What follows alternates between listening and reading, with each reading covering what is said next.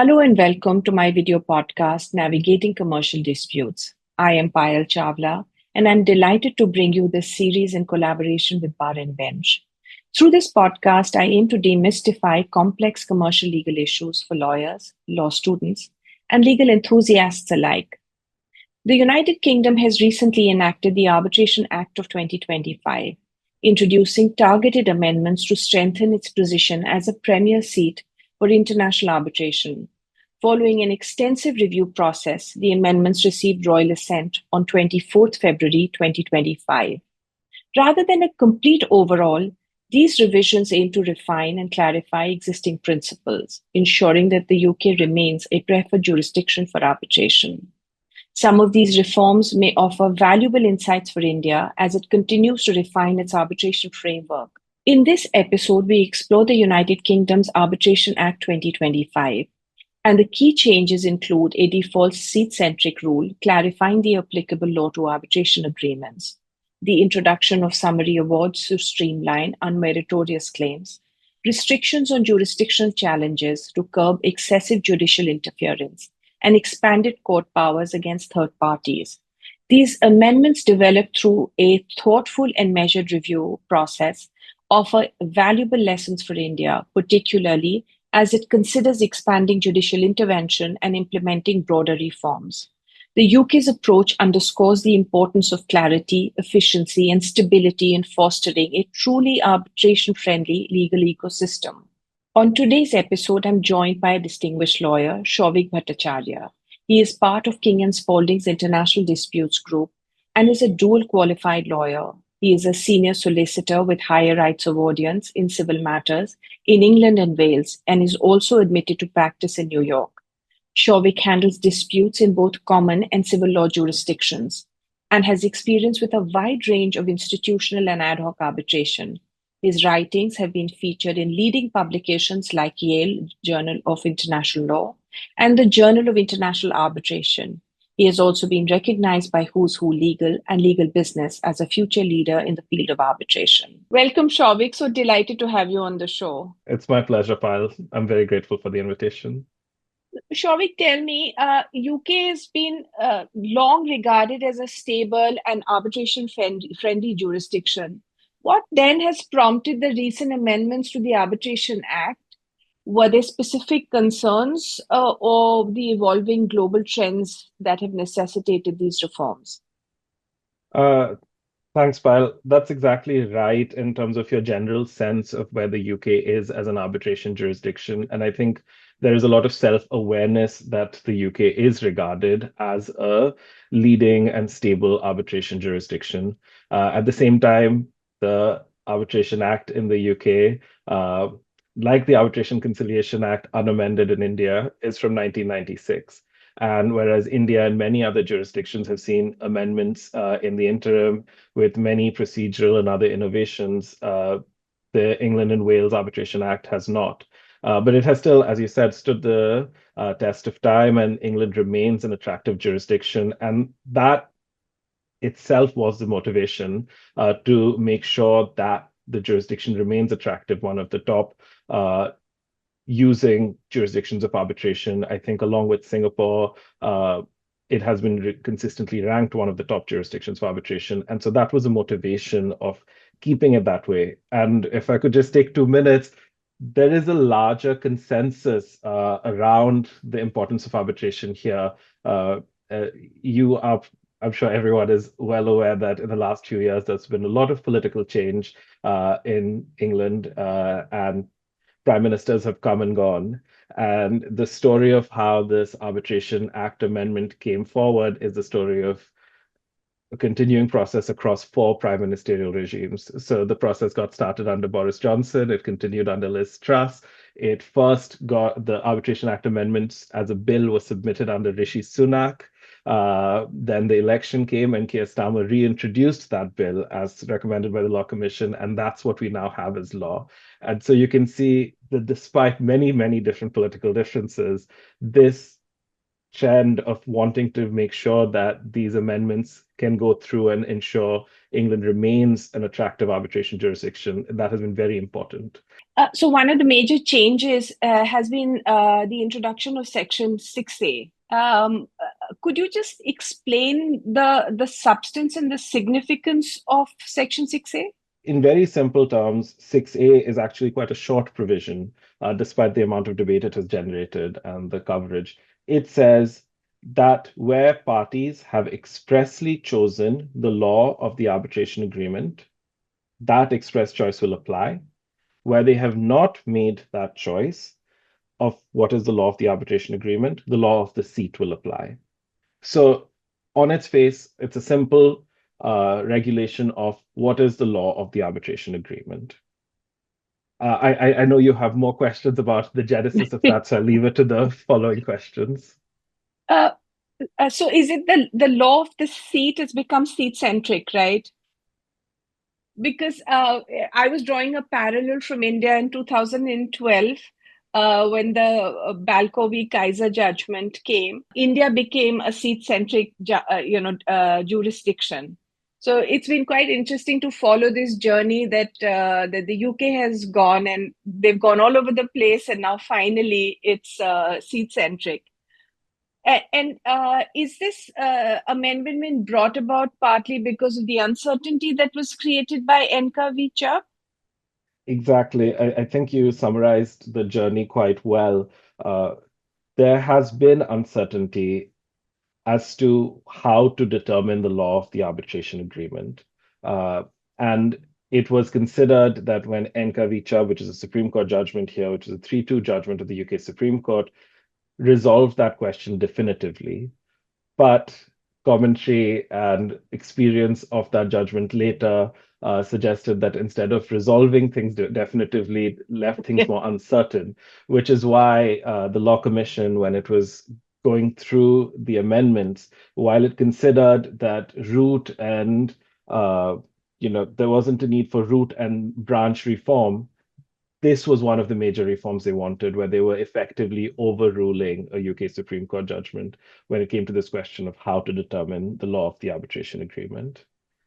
So explain to me what is it? What was the for the benefit of our audience?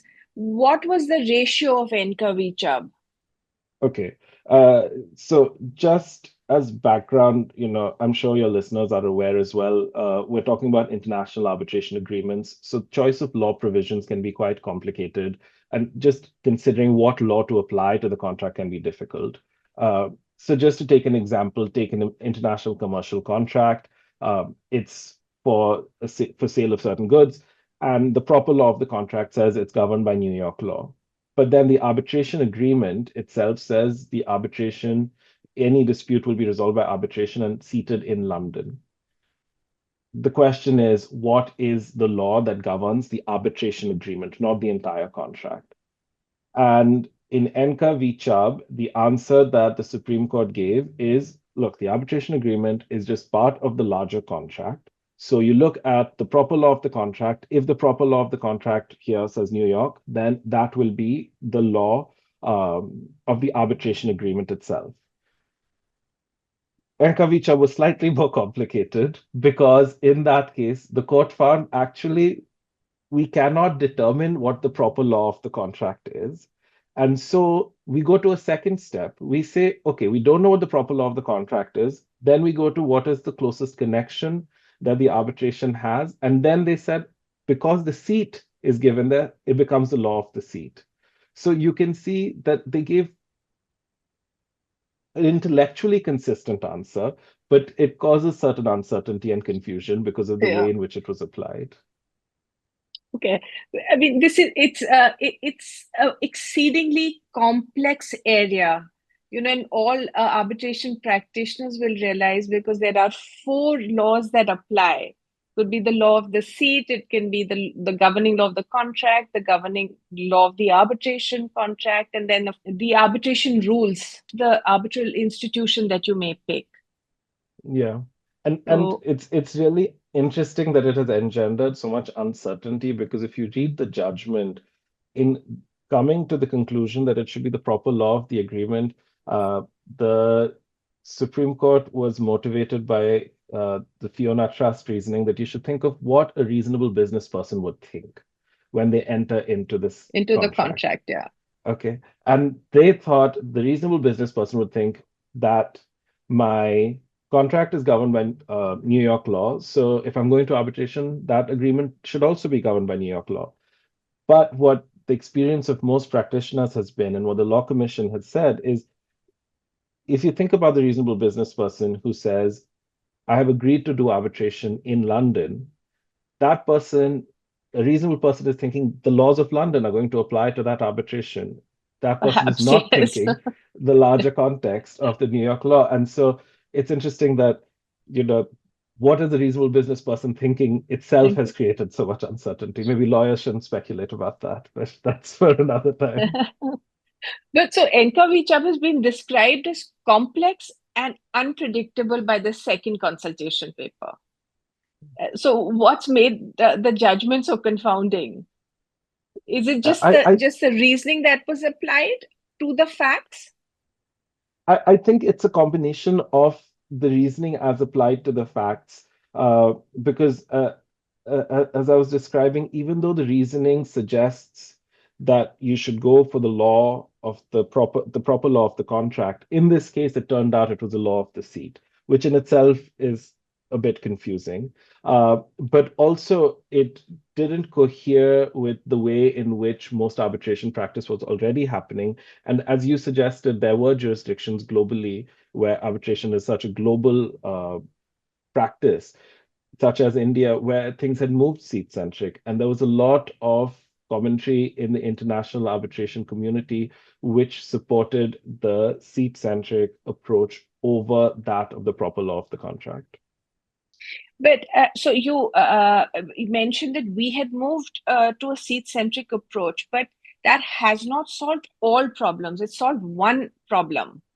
Though Balco clarified that we will be a seat-centric jurisdiction, there are still many questions which are open. Because if a seat is not mentioned, or the governing law of the contract or the arbitration agreement is not mentioned, what are those factors to determine what law will apply or what will be the seat? Those are issues which still remain open. And traditionally in the UK, there was the closest connection test.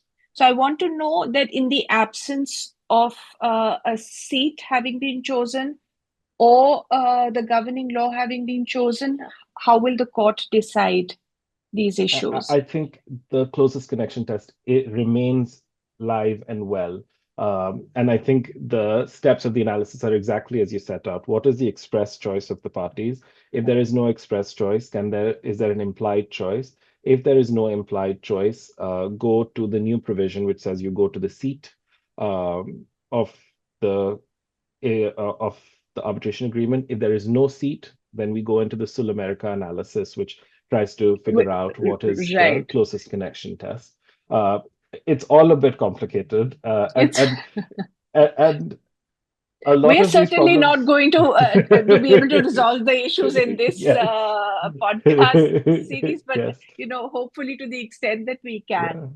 Yeah. Yes, and Yeah. choice of law analysis in general, is so rich, and it's a difficult topic even in within domestic jurisdictions. And I'm thinking even in the US where federal state laws interact, choice of law analysis can get complex. But as you can imagine, international jurisdictions, it gets very, very complicated, especially where Right. jurisdictions have well-developed bodies of law.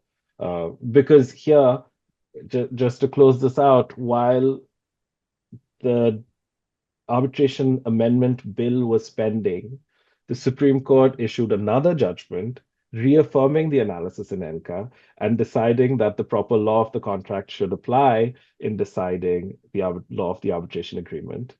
So there is, even though everyone in the arbitration community knows that rule is not going to apply very soon, the judgments keep coming. Yeah. It is a complex area, and I don't think that there are any answers that is which is akin to a one size fit all. Yeah. It'll have to be seen in the context of every case, the facts of those cases. But as long as there is general consensus on the manner in which these issues can be dealt with, I think that's the best we can hope for. Yes. Yes. I think we should change course a little bit and Of come course. to the other significant reform, which is in relating to Section 67, which narrows the scope of the court's power, as I understand it.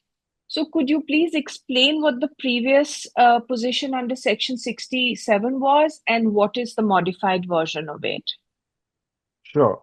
So Section 67 governs post-award challenges to the substantive jurisdiction of the tribunal.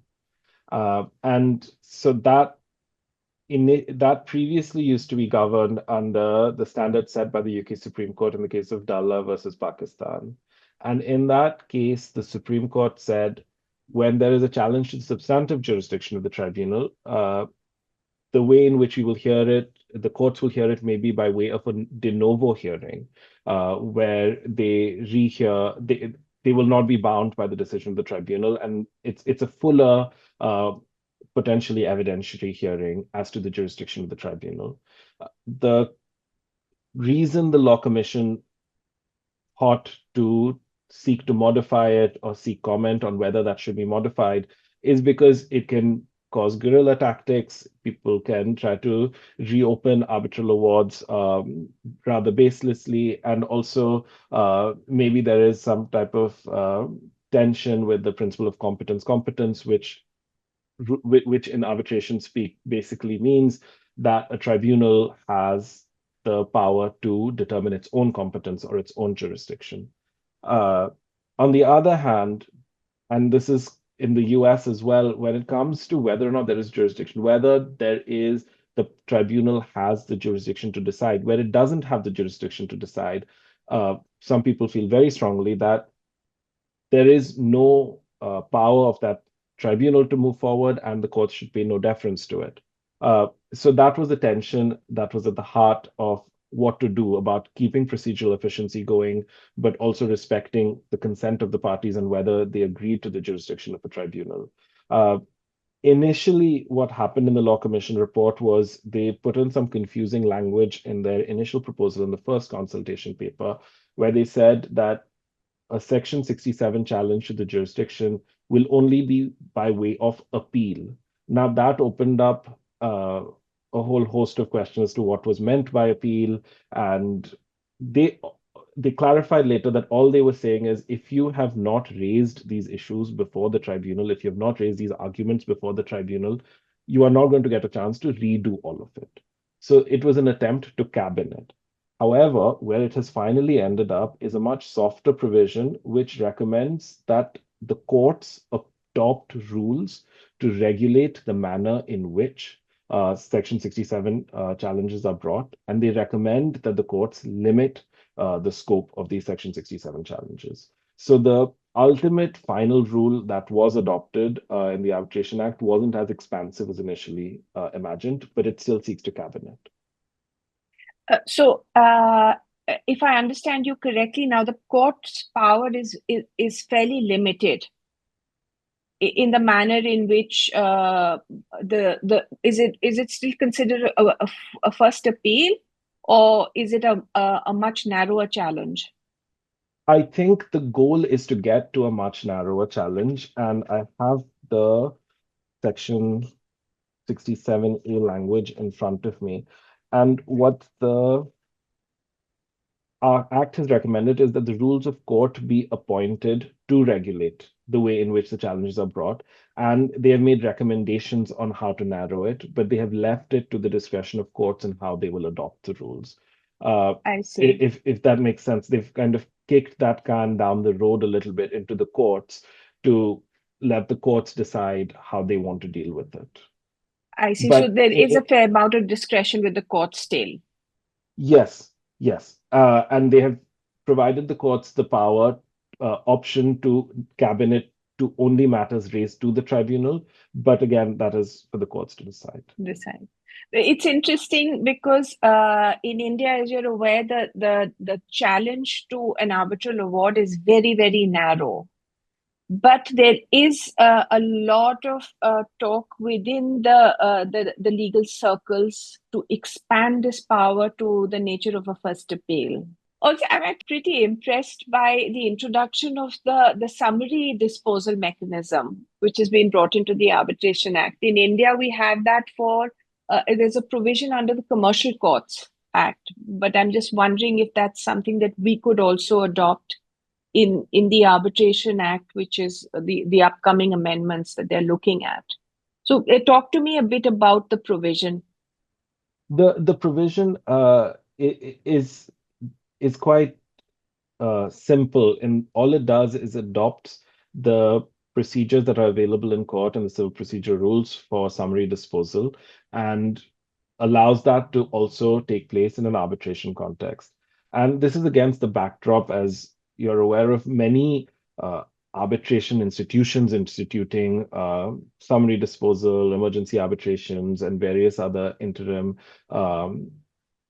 disposals into the mechanism. So this summary disposal is a modernization or an upgrade where now, whether or not it's in the arbitration rules, if it's an arbitration subject to English law, then you have this scope for summary disposal within the act itself.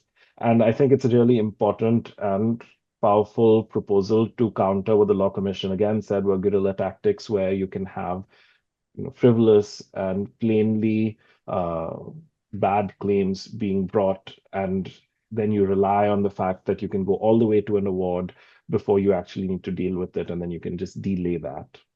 Is the provision mandatory or discretionary?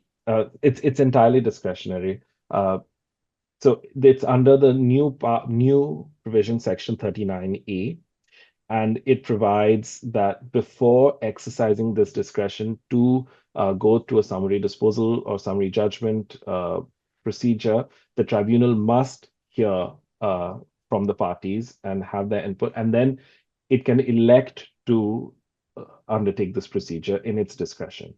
And so it's a discretionary power, but it's an explicit grant of power. So that is important.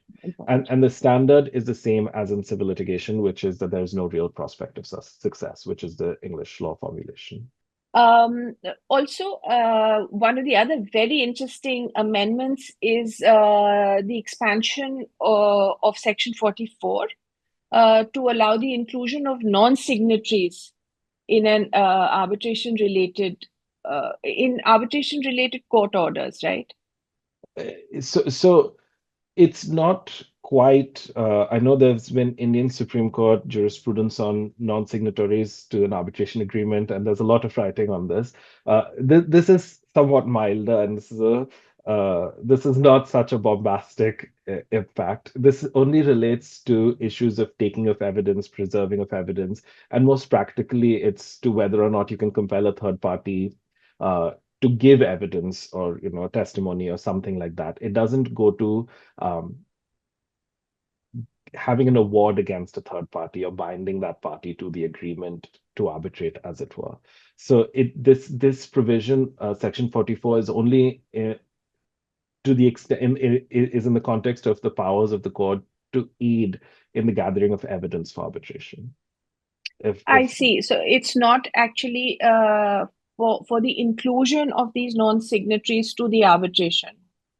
Correct. It's only in terms of whether if some third party has documentary evidence that is related to your arbitration, whether that person who is unrelated to an arbitration can be compelled to disclose that evidence for purposes of the arbitration. Now, domestic courts in the domestic litigation context, courts have that power and usually use that power as a to aid in gathering of evidence for purposes of a trial. Right. Here, it just expands that in the arbitration context.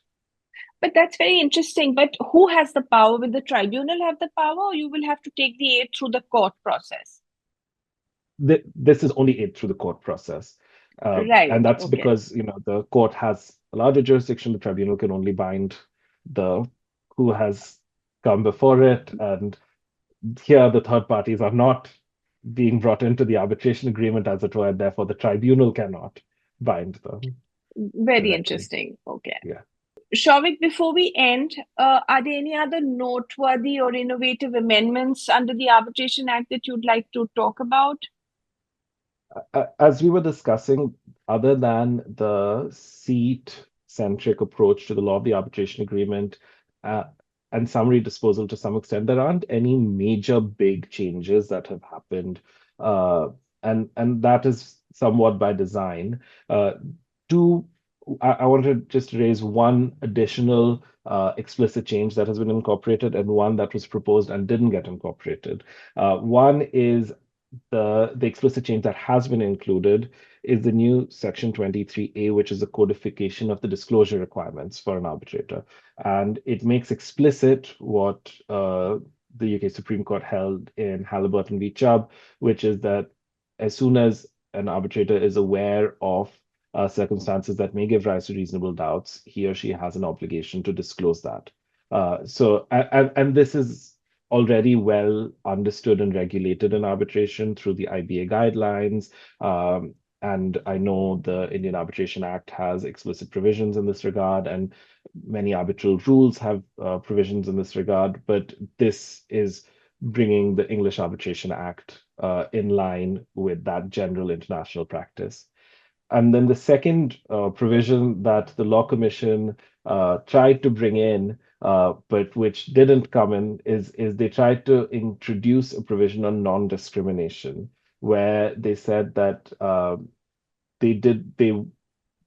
that there should be a prohibition on discrimination based on protected characteristics, age, sex, sexual orientation, national origin, and so on, when it comes to arbitrator appointments. But then they realized that there are fundamental problems with party autonomy sometimes, and arbitration agreements have explicit and widely accepted limits on nationality discrimination built in to international arbitration agreements. And then when they tried to do exceptions to exceptions, they ended up in a quagmire of sorts. And they said, while we had noble goals because we think it's important to have anti-discrimination provisions, we realized that legislating or making guidelines in this regard is very difficult, especially when it comes to a commercial dispute context. But they kept it as part of the discussion as an important thing to keep in mind. And that's especially important now because there's so many discussions about certain biases when it comes to arbitrator appointment, whether it's by age, it's by gender, it's by geographic origin, and this was an attempt by the Law Commission here to try to join that conversation, but ultimately it wasn't codified. Well, I can see the merit and why it wasn't, because it'll lead to the first leg of dispute on this Yeah. issue. Yes. So, Yes.